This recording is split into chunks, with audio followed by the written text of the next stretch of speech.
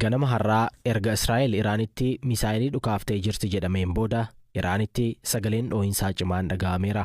Dhoo'insi kan dhaga'ame Iraan naannoo giddu galeessaa magaalaa Isfaan jedhamtutti ta'uu miidiyaan Iraan gabaaseera. Miidiyaan biyyattii dirooniiwwan 3 qilleensa irratti rukutamuu ibsuun sirni ittisaa haleellaa qilleensarraa guutummaa Iraanitti qophii akka ta'u godhamuus gabaase. Haga ammaatti haleellaa kanaan meeshaaleen waraanaa akkamii akka hojiirra oolaniis ta'e eessarraa akka dhukaafaman ifa miti. Maddeen US akka jedhanitti misaayilatu haleellaa kanaan faayidaa irra oolee ennaa jedhan Iraan ammoo gama isheetiin dirooniiwwan xixiqqoo yaalii taasisan jette. Ejensiin hawaa Iraan akka himetti haleellaan misaayilaa kallattiin daangaa qilleensaa biyyattii irratti gaggeeffame hin jiru jedheera. Taatee kana hordofee magaalaa guddoo Iraan Teeraanitti hiriirri Israa'el balaaleffatu bahameera.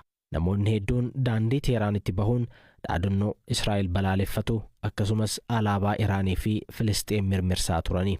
Bulchiinsi Isfaan buufata humna qilleensaa Iraan kan itti argamu yoo ta'u, buufataaleen waraanaa hedduunis kan itti argamanidha. Bu'uuraaleen gabbisa niwukileeraa Iraanis bulchiinsuma kana keessatti argamu. Hanga ammaa wanti haleelamee fi miidhaan qaqqabeen gabaafamne. Miidiyaaleen Iraan buufanni gabbisa niwukileeraa nagaa ta'us gabaasaniiru. Barreessaa olaanaan UN Antonio Guterres marsaan haleellaa haaloo ba'umsaa baha giddu galeessaa keessatti adeemu dhaabbachuu qaba jechuun karaa dubbii maasaanii dubbatan. Guterres haleellaa haaloo ba'umsaa balaaleffachuun hawaasni idil addunyaa dhimmichi cimee balaa hamaan guutummaa naannichaa fi isaan alatti miidhaa akka hin qaqqabsiifneef waloon hojjetanii akka dhaabsisaniif waamicha dhiyeessaniiru. Haleellaa Israa'el gaggeessitee jedhame kanarratti waraanni Israa'el haga ammaa wanti jedhen jiru. Iraan gaafa sanbataa Israa'el irratti haleellaa dirooniiwwanii fi misaayilota gara 300 ta'uu dhukaafteen booda Israa'el haalaa fi yeroo ishee mijatutti tarkaanfii haaloo ba'umsaa akka raawwattu dhaadataa turte. Iraan gama isheetiin Israa'el haaloo kan ishee irratti baatu yoo ta'e deebiftee haala hamaadhaan haleellaa akka raawwattu dubbatte. Ameerikaa dabalatee biyyoonni lixaa hedduun garuu Israa'el gara haaloo ba'umsaatti akka hin ceeneef gaafataa turuun isaanii ni yaadatama. Harkiin uummataa kun yeroo tokko mallattoo abdiif ciminaa ture. Amma garuu kan eebla 14 bara 2014 mana barumsaa sadarkaa lammataa Chibok irraa kanneen iggitaman barattoota 276 Booko Haraamiin ukkaamsamanii butaman keessaa ammayyuu hafanii kanneen jiran kanneen 82 ta'an baraaruuf qabsoo taasifamu nama yaadachiisa. Kanneen keessaa tokko mucaa obboleettii Nikeekii Mutahaati. Every day in the morning, in the afternoon, we'll feel pain. Ganama yeroo mara waaree booda sababa mucaan obboleettii koo hin jiraanneef dhukkubbiitu nutti dhagahama. Kaan isaanii akka du'an dhageenyee jirra. Kan nuti qabsaa'aa jirruu fi kanaafi mootummaan garaa laafee maqaa kanneen du'anii yoo ifa taasise waa'ee kana dhiisuu dandeenya. Iggitamuu sana hordofee guyyootii taanan qabsaa'onni ijoollee durbaa keenya nuu deebisaa yookaan bring back our girls sochii jedhu jalqaban. Yeroo sana gareen kun asitti wal ga'a ture. Sadarkaa addunyaarraas dheekkamsa dhaqqabsiisee ture. Amma garuu kun hin jiru. Alan Mansee dubbii himaa hawaasa Chibokiif miseensa sochii ijoollee durbaa keenya deebisaa yookaan bring back our girls jedhuuti. Qabsoon sun dadhabsiisaa ture. Innaa sochiin ijoollee durbaa keenyaa nuu deebisaa jedhu jalqabe fudhatama sadarkaa addunyaa argannee turre. Hanga ammaatti ijoolleen durbaa 194 yookaan miliqanii yookaan immoo marii mootummaa waliin geggeessameen qe'eetti deebi'aniiru. Garuu ammayyuu yaaddoon jamaadhaan ukkaamsamanii buutuu akkuma jirutti jira. Amnesty International akka jedhetti erga iggitamuu Chibok sanaa qabee Naayijeeriyaan taateewwan 17 yoo xiqqaate kan ijoolleen 1700 ukkaamsamanii butaman galmeessitee jirti. Haleellaan yeroo dhiyoo gareelee shiftoota jedhamaniin raawwatamaniiru. Kashlabboonni kun yeroo tokko namoota iggitan gadhiisisuuf maallaqa guddaa gaafatu. Aangawoonni Naayijeeriyaa akka jedhanitti kanneen iggitamanii jiran hin irraanfanne. Jeneraal Christopher Musaa hoogganaa ittisa biyyaa Naayijeeriyaati. Mala qabsoo baratame otuu gargaaramne irra ta'e gara hawaasaalee hundumaatti deemnee waa mara dhabamsiisnee irra deebi'uun jalqabuu dandeenya turre. Sana garuu gochuu hin dandeenyu. Sababiin isaas gareeleen mootummaatti hidhata hin qabne namoota iggitanii jiru waan ta'eef baay'ee of eegganna. Yeroo tokko haleellaadhaaf karoorsina. Garuu namoonni nagaan iggitamanii waan jiraniif haleellaa sana hambisna.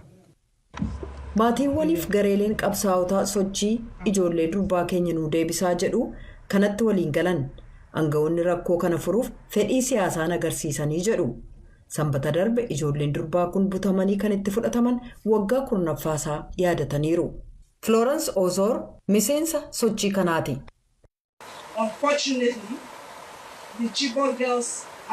Wanti nama dhibu ukkaamsamanii butamuun ijoollee durbaa Chibok mootummaan kanneen ijoollee durbaa kana ukkaamsanii butan murtiitti dhiyeessuuf fedha waan hin qabaanneefi biyya keenya keessatti ukkaamsanii nama butuun akka babal'atu taasisee jedhan. Dubbi himaan hawaasa Chibok Alan Maansehee akkas jedhu. Wanti nama gaddisiisu namoonni tarkaanfii barbaachisaa fudhachuu qabu jedhaman keessattuu dhaabbileen nageenyaa ijoolleen sun gara lafa rakkisaatti waan geeffamaniif dhaqqabuuf rakkisaadha jechuun sababa uumu. Shororkeessitoonni lafa rakkisaa dhaquu yoo danda'an maaliif humnoonni nageenyaa keenya hin danda'anii? Hamma ijoolleen durbaa kun gadhiisamanitti hedduun kan akka mutaahaa furmaata kennamu. Pooliyoon amma dura wayita Tigraay rakkoo cimaa keessa jirtutti mul'atee ture.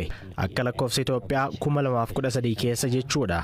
Haala ture sanaan waa gochuu hin dandeenye ture. 2016 namoota mallattoo pooliyoo agarsiisan irraa saamuda fudhannee turre. Akka tasaa saamudni tokko kan fudhame raayyaa Carcar irraa ture. Namni mallattoo agarsiise tokko argame. Namni tokko jiraannaan akka weeraraatti waan ilaalamuuf namni tokko dhukkubicha qabataanaan 200 keessaa tokko mallattoo agarsiisuu danda'a. Kanneen hafan 199 ammoo salphaatti itti furuuf yookaan tasumaa mallattoo agarsiisuu dhabuu danda'u. Kanaaf namoota 200 keessaa nama tokkodha kan mallattoo pooliyoo agarsiisuu danda'u. Sababa maaliitiin dhibeen daa'imman laamsheessuu kun mul'ate? Talaalliin otoo jiruu maatiin talaalchisuu dhiisuurraa madde? Gaaffii jedhuufis kana deebisaniiru. Dhukkuboota talaalliin ittisuu dandeenyu keessaa dhibeen pooliyoo isa tokkodha. Daa'immaniif talaallii hanguma kennineen humni ittisaa isaanii dabalaa deema. Talaallii addaan kukkunna taanaan ammoo dandeettiin ittisuu isaanii ni hir'ata.